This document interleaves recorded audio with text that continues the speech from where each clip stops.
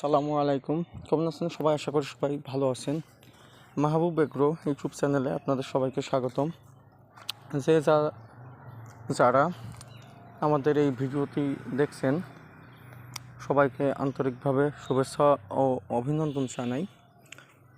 দেখতে পাচ্ছেন আমি যে জমি থেকে আপনাদের দেখানোর চেষ্টা করছি, এটা হচ্ছে একটা লতিরাজ কচুর জমি। এটা অনেকেই দেখে থাকবেন আমার ভিডিওতে। আমি এটা রোপণ করছি আজকে 33 দিন বয়স।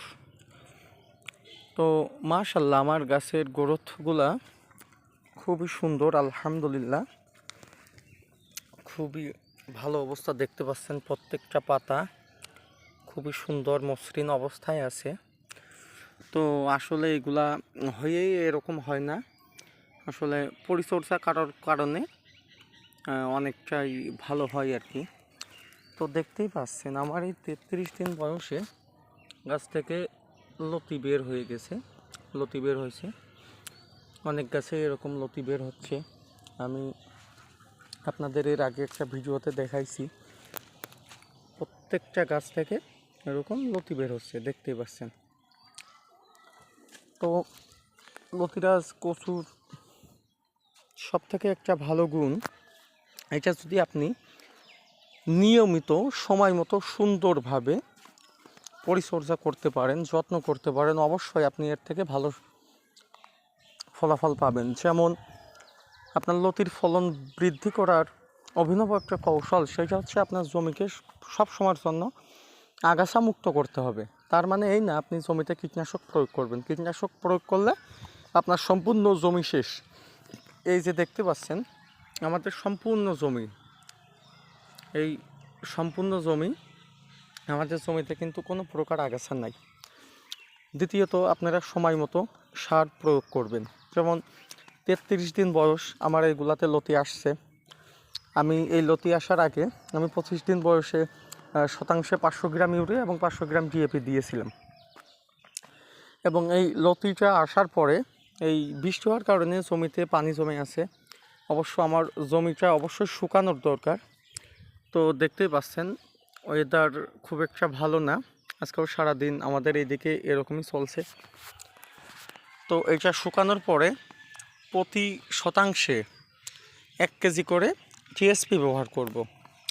আর আপনারা যদি পারেন এই টিএসপির সাথে জৈব সার, যেগুলো আপনার বাজারে কিনতে পাওয়া যায় 600 থেকে 650 টাকা বস্তা নেবে, ওইগুলো আপনারা ব্যবহার করতে পারবেন। প্রতি 8 শতাংশ অর্থাৎ 5 কাঠা জমির জন্য আপনারা 1 বস্তা করে ব্যবহার করতে পারেন। সাথে আপনার শতাংশ প্রতি 1 কেজি করে টিএসপি ব্যবহার করবেন। তাহলে আপনার গাছগুলা অতিরিক্ত লম্বা হয়ে যাবে না, গাছগুলো অতিরিক্ত মোটাও হয়ে যাবে না।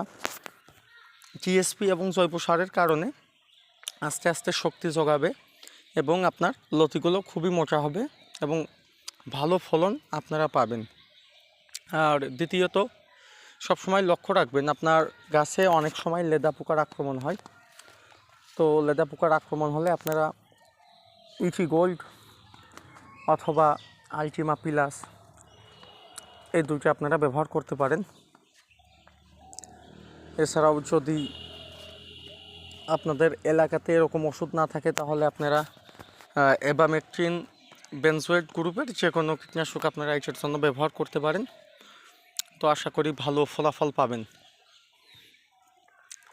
আর যে সমস্ত নতুন ভাইয়েরা আছেন লতিরাজ কচু চাষ করবেন ভাবতেছেন কিংবা করবেন, যাদের চারা প্রয়োজন তারা আমাদের সাথে যোগাযোগ করতে পারেন। অবশ্যই মাতৃকালীন গাছ থেকে আমরা চারা সংগ্রহ করে থাকি।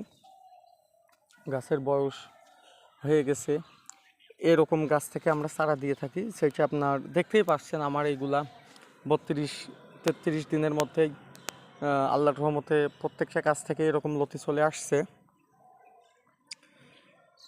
তো ওইদিকে মানে খুব পরিমাণে পানি, যে কারণে আমি নিচে নেমে আপনাদের দেখাইতে পারতাম না লতি নিচেই।